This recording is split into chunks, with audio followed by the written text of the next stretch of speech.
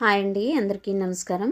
తెలుగు బోధన ఛానల్కి స్వాగతం అండి. ఈ వీడియోలో పోలీస్ వర్గం కథ వివరణ చెప్తున్నానండి. ఫస్ట్ టైం వినేటువంటి వాళ్ళైతే సబ్స్క్రైబ్ చేసి పక్కనే ఉన్న బెల్ బటన్ని ప్రెస్ చేసి ఆల్ అనే బటన్ నొక్కితే మీకు ప్రతి వీడియో నోటిఫికేషన్ రూపంలో అందుతుంది. ఇక పోలీస్ వర్గంకు వెళ్ళే కథ వివరణలోకి వెళ్తే, అనగనగా ఒక చాకలి స్త్రీ, ఆమెకి నలుగురు కోడళ్ళు కలరు. ఆ చాకలి ముగ్గురు కోడళ్ళు ఆశ్వయుజ బహుళ అమావాస్య మొదలుకొని కార్తీక మాసంలో ప్రతిరోజు తెల్లవారుజామున స్నానం చేసి దీపములు పెట్టుకునేవారు.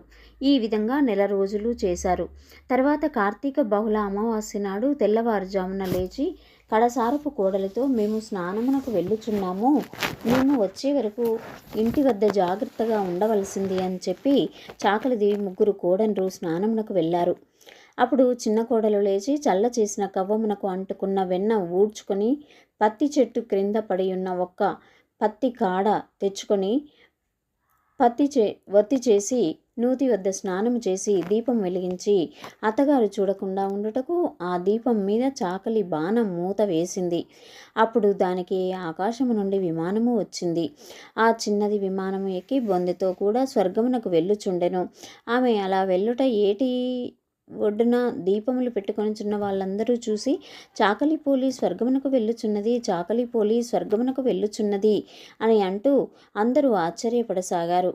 అంత మా కోడలేమిటి స్వర్గమునకు వెళ్ళడం ఏమిటి అని చాకలిది దాని ముగ్గురు కోడళ్లను ఆశ్చర్యంతో చూసిరి.